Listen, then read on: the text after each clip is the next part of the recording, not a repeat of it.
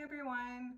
If you don't know me, my name is Erin. I'm usually doing some makeup videos, but I also wanted to do some more real talk videos about my life and about some things that I'm experiencing in my life or have experienced.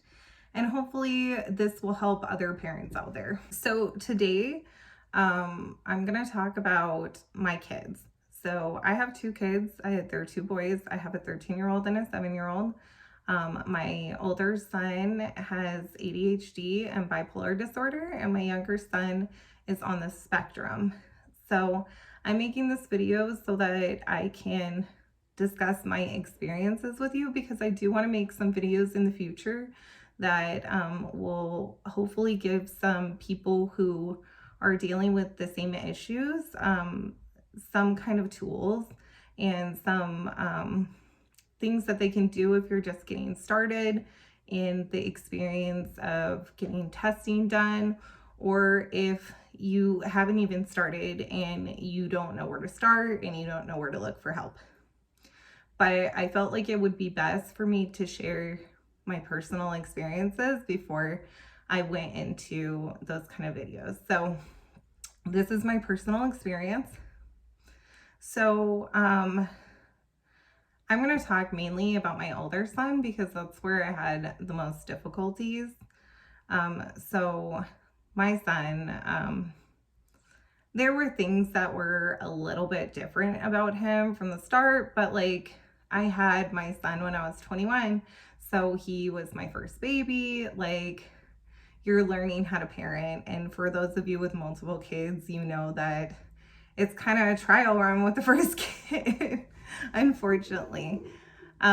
So I did notice some different things, like he had an aversion to loud noises. Like if we went to a theme park, he would cover his ears. He didn't really like crowded places. Like he bounced off the walls in my house. Like literally all the furniture just bounced everywhere. And as a first-time parent, like I just thought, like, you love your kids, you love your kids for who they are, and I just thought that maybe he was just a little bit eccentric. Like, he's my kid and I love him, and of course, it's hard to think of something maybe being wrong.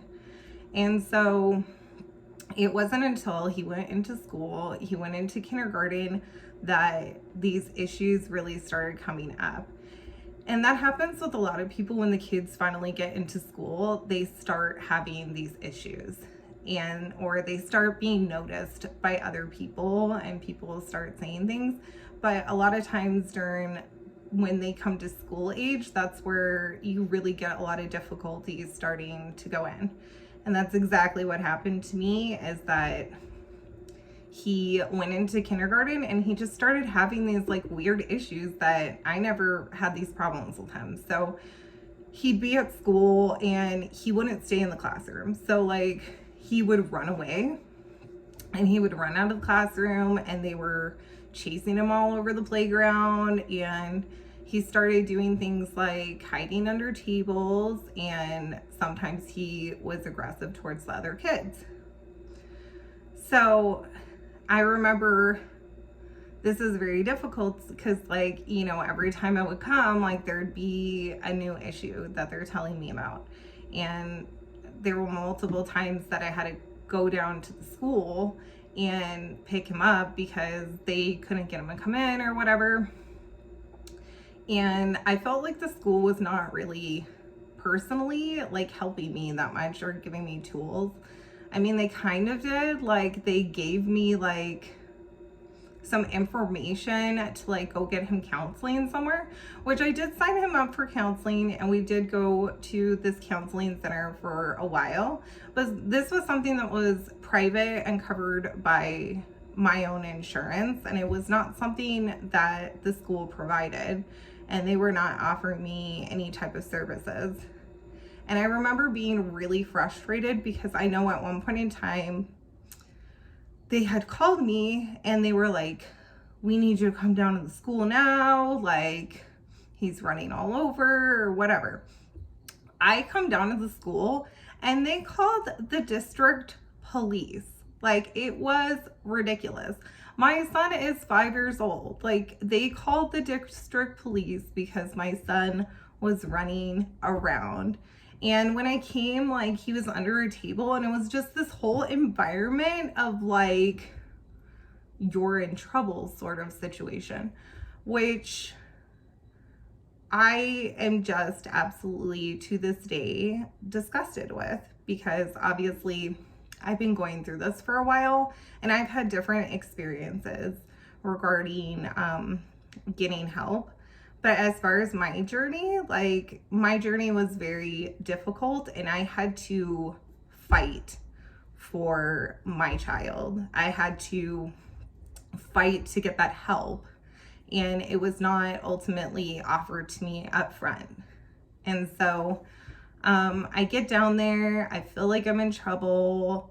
My son's under a table hiding because he's scared. There's like the district police are like real like officer people, or at least they're dressed like it. So it's like they drive a police car, like they carry a gun.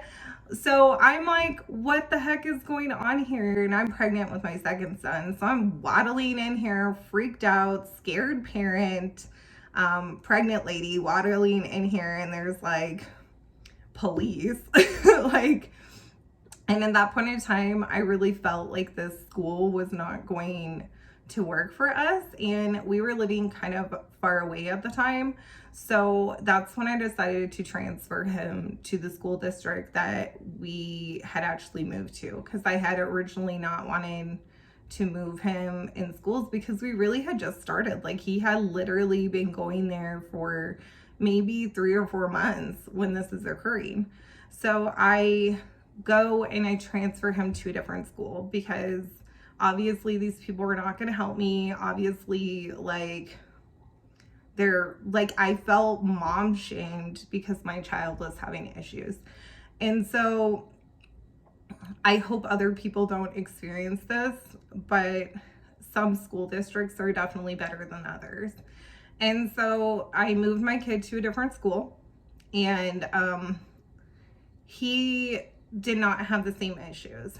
So his teacher that he got, she was just the kindest, most patient person. And he still had trouble with like hiding under tables and stuff when he was upset, but there were no like aggression issues during this time. And I really appreciated that teacher because she was patient, and it really taught me that having the right kind of person watching your child and teaching your child makes a huge difference. And so now we're gonna fast forward into, you know, a couple grades later.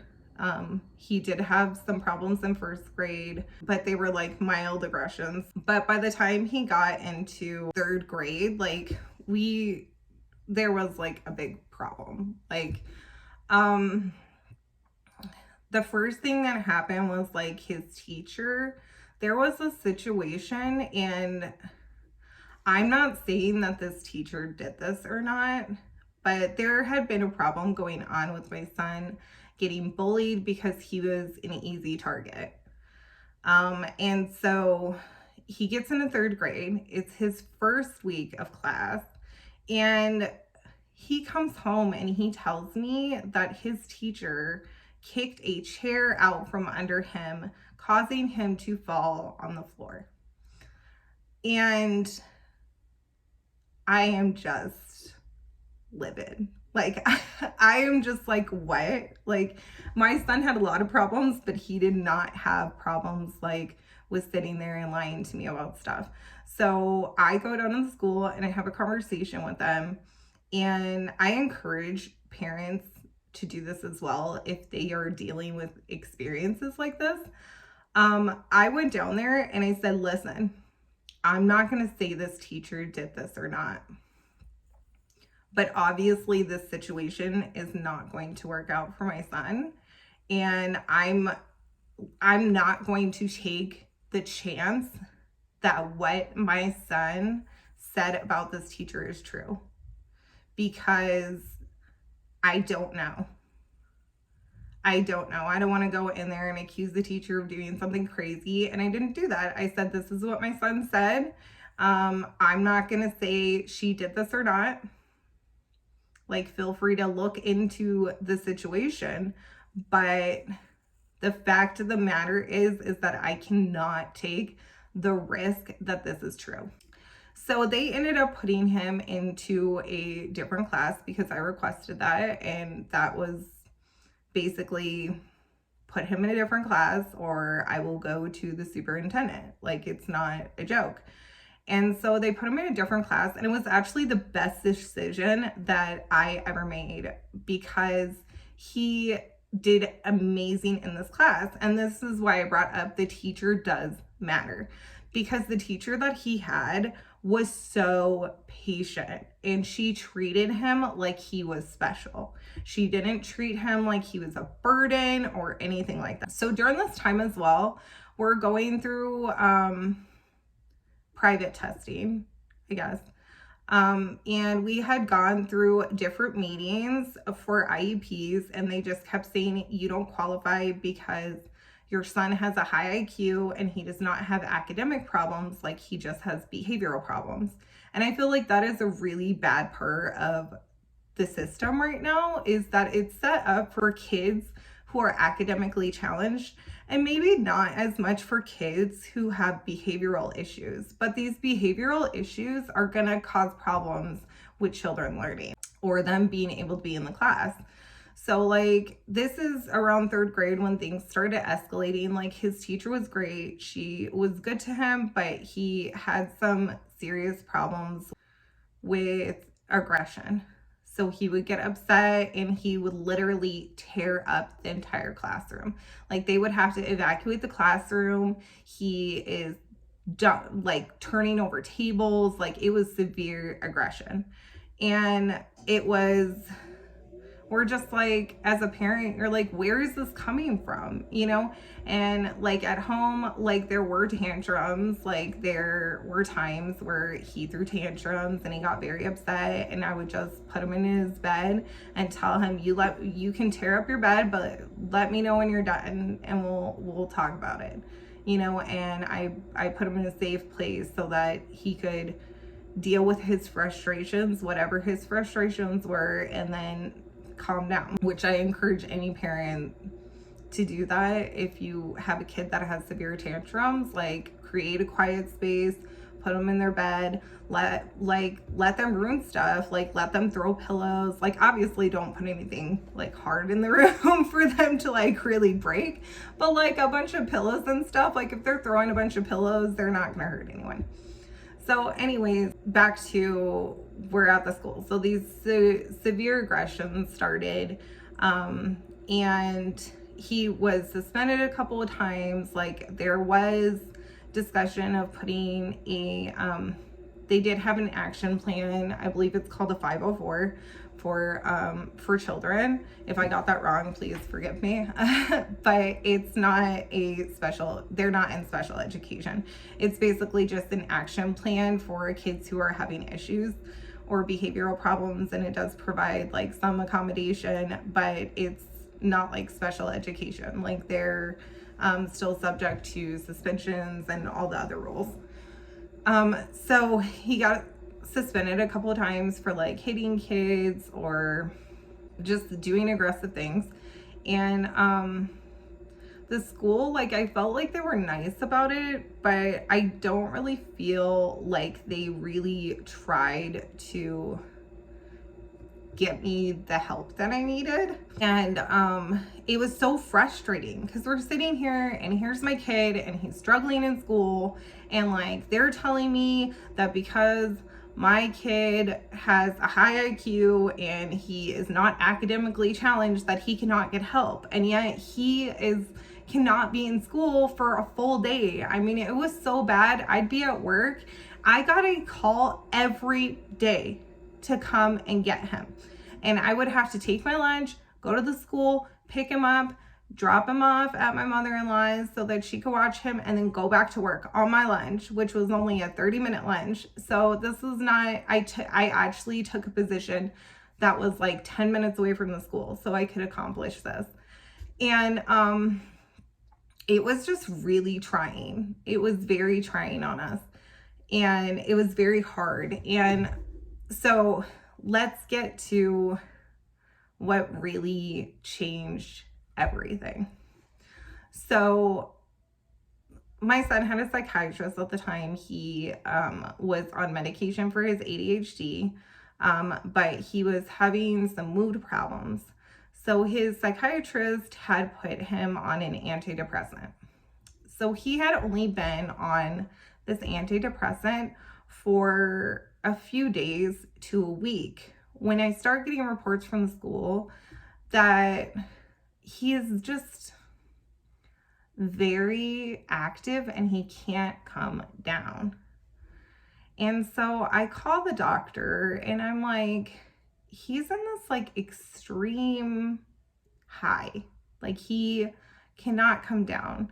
Like he was super happy, which is great, but it was like, I don't know if you've ever met anyone experiencing these extreme highs, but there is just like extreme high. And I'm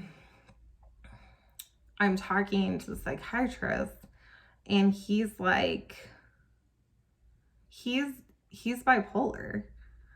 Like, and I was like, well, how do you know? And he said, he explained to me that sometimes they aren't aware of the bipolar disorder, and that because they're not having mania on a normal basis. And because my son was put on antidepressants and not the correct medication for somebody with bipolar disorder, antidepressants can sometimes cause mania in those suffering with bipolar disorder. And so he was in a state of mania. And so the doctor said, because he had not been on it a super long time, he was like, just stop it. Well, what happened was he went to school the next day, and because it wasn't the next day, it was like a couple of days later, because he came off the medication, the mania went in the opposite direction. So he went from being up here to literally like down here, crashing. And he was at the school, and I had just gotten to work, okay? And I'm getting a call from the school, like, your son just stabbed somebody with scissors. I'm like, oh my goodness, like what?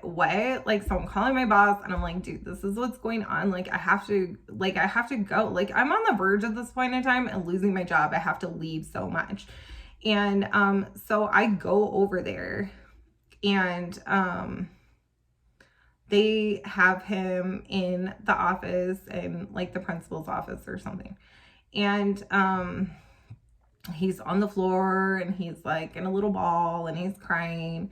And fortunately, he didn't actually injure this kid. Like, the scissors just like made a hole in the kid's shirt. But I'm sitting there and we're trying to get him to calm down.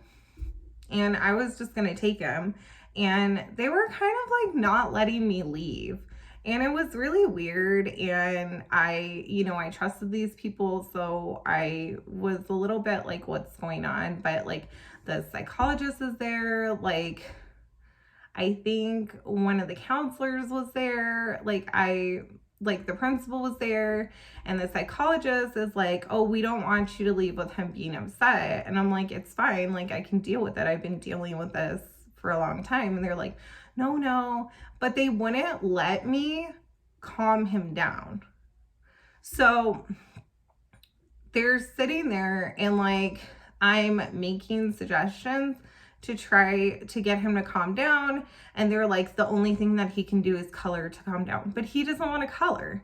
So I'm kind of like, I don't know what to do at this point, because they're not letting me leave.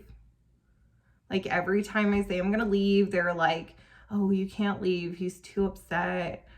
And I'm like, been really, like, I'm a really nice person, but do not mess with my children.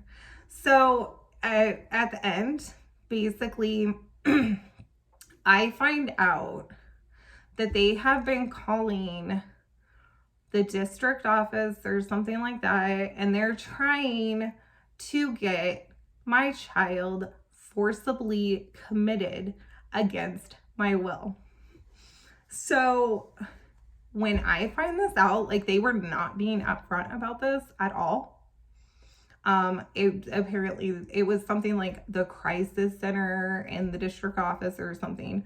When I find out about this, I went into the other room with, I think it was the counselor, and I cussed that lady out. Okay, please don't judge me for that, but I was literally like, F you, how dare you? We have been trying to leave. I have been trying to get him to calm down. And not only that, but you did not tell me what you were doing. You didn't tell me what you were doing. You were trying to do it behind my back. And you have completely forgotten about the fact that my son is actually under the care of a psychiatrist with a PhD and not some crisis center from the district office. And yet you never asked for that contact information, and you have not contacted my psychiatrist. I'm like, so I'm going to walk outside right now and I'm going to call my psychiatrist and I'm going to tell them exactly what is going on. And his doctor is going to decide if that is the right decision, not the school. So I go outside. They're literally freaking out that I am tripping out right now. Like, they are literally like, you could tell they were in a panic. You could tell that they knew that they made a mistake and they did it to the wrong person. So I go outside, I tell my psychiatrist what's going on, and he's like, just take him home. He does not need to be committed. Like, do you need me to talk to somebody? And so I go back in there and I tell them, I just talked to my psychiatrist. He knows exactly what's going on. He does not feel that my son needs to be committed because he is not a harm to himself. And he's a child, and he didn't even injure somebody. He did not injure somebody. He needs to go home. And so apparently during this time too, the crisis center gets back to them and they told them straight up, this does not meet the qualifications. It's a child in elementary school that did not harm anybody. Like, and he is not hurting himself, and he's just let the mom take him home. So I take my son home, and like, obviously I'm like on an adrenaline rush here. Like, I'm just like, and I get my kid and I go home, and I literally, like, I set him up with like watching TV or something, and I went outside and I cried because I'm gonna get emotional just talking about it. What the school did was wrong. It was wrong. They had no intention of helping me, and I was really disgusted by that today, by that whole situation. To this day, it still upsets me thinking about it or talking about it, because as a parent, like, I don't even know how to explain what that feels like, what the fear. And let me tell you exactly what the school did wrong. These people want you to trust them. They want to say that they're trying to help you. But I totally lost all my faith in them. There was no trust. I was afraid. And nobody with a child like this that is having these problems should feel afraid. Should feel afraid that somebody is just going to come and take their child because they're having issues, when you're doing the best that you can, when you're being the best parent you can. I mean, I was just defeated. I was defeated. So I went back in there a couple of days later and I said, you need to retest. And I demanded that they retest him. And they did the testing. They were able to qualify him for an IEP through, it's called emotionally disturbed. So they put him under emotionally disturbed so that he would qualify given his aggressive behavior and that he had problems. Um, so that was step one. So he's still at the school. We go into fourth grade and he does not do well in fourth grade. He ends up running out of the classroom. He is running around the school. Like, fortunately, the gates are locked, so he's not going anywhere. But he's having aggressive behavior. Sometimes he's hurting children. And I was getting calls again every day. And, you know, my boss was getting tired of it. I was getting tired of it. Like, my husband and I were fighting all the time about it. Like, it's very trying on a relationship when you're dealing with these kind of situations. And, you know, but you're like, we tried putting him in daycare. Like, he got kicked out of every daycare because there are no daycares out there for special needs children. Like, they're not equipped to deal with that. And while I understand that, that's like really sad because it's very hard for parents with special needs, like, to get the help that they need when it comes to childcare, when it comes to working. So I finally went down there and I had a very skewed view of what a special education classroom looked like. And that was because my brother was in a special education classroom when he was younger. But my brother's 6 years older than me. So this was at a time where they were not required to teach kids the same curriculum. Like, so special education, like, my parents had described it to me as they just babysitted and they didn't actually like teach them anything. So this is my thought about it. But I did my research and I found out like they're required to teach the same curriculum to these children. Like, they have like, but it's different because these classes are run by people who are specialized in working with children who have special needs. And so I made the decision that he needed to go to a special education classroom. Now, by this point in time, like, I am literally defeated. Like, I don't know what to do anymore. The hardest part is when your kid is going to therapy. Like, where's the therapy for the parents? There's not a lot of resources out there, like, for the parents who are dealing with this, because this is just as emotionally trying on the parents as it is the children. So we go over to the school and I do my first IEP with them. For those of you who don't know what an IEP is, it's an individual education plan. So this is something that's specific to your child and their goals. So I go over and we do an IEP meeting because even though he already has an IEP, it's something that you do each time you switch schools or you do it once a year. And so I went in and I told them about this experience that I had with the school about them trying to get my child committed. And I started crying in the middle of an IEP meeting. Like, I was so embarrassed, but it was so hard for me. And sorry, I'm getting emotional. They just looked at me and they were like, "We are so sorry that happened to you. Like, that is not gonna happen here." Sorry. Getting emotional. And it was just the first sign of hope.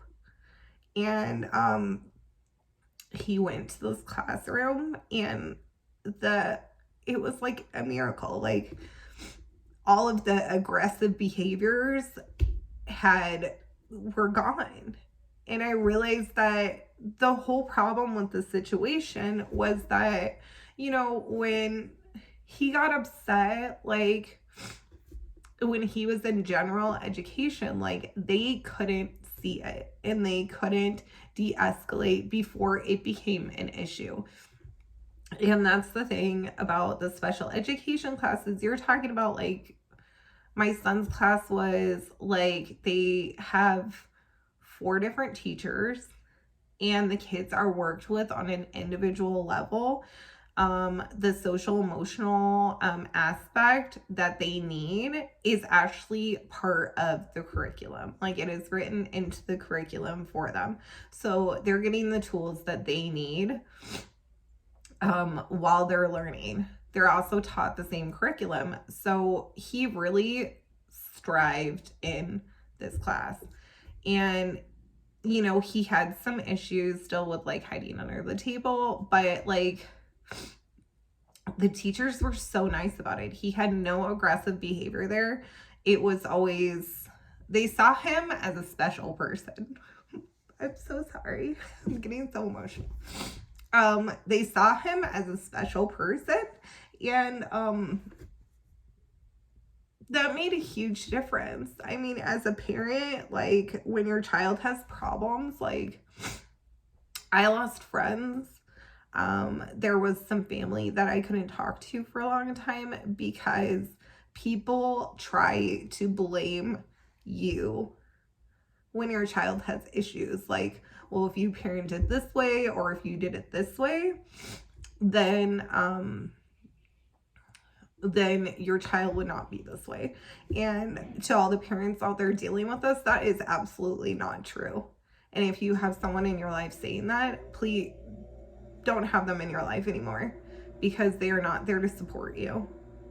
It is not your fault when your child has a problem like this. And you can't control it. And so please don't believe that stuff. I really appreciate those teachers because they changed my experience. My son is now 13. He's been in a special education class since 4th grade. And they're talking about taking him out of special education classes now. And that is because he's come so far. He has no more aggressive behaviors. He does great in classes. Like, he pays attention. He does good. And he's come so far in his social emotional goals. Like, it's amazing. And I mean, he still has a little ways to go, but special education for us was a lifesaver. Like, it changed me. We were able to, I don't want to say, like, be happy again, because I don't want to ever say that we weren't happy, but, like, we have not struggled that way ever again. And so I really appreciate those people who in that classroom. And I mean, since then we've moved to a different district.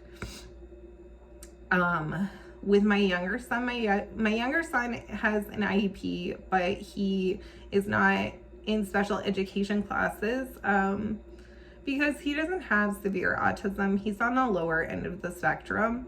So, like, if you're talking about on the spectrum from, like, 1 to 10, he'd be like a 1 or a 2. So he doesn't have severe autism, but he does have things that he struggles with, social emotional issues, but he is just an absolute sweetheart. So I don't have problems with him as far as aggression or anything like that. He just needs a little bit of extra help in the classroom because he has OT problems. So, like, he has trouble writing, and they've been working with him, and that's great. What I really appreciate about the school district is the minute that he started having problems, the school came to me and suggested testing. His teacher came to me and she talked to me about it. And I was in awe. I had to fight for years to get my older son help.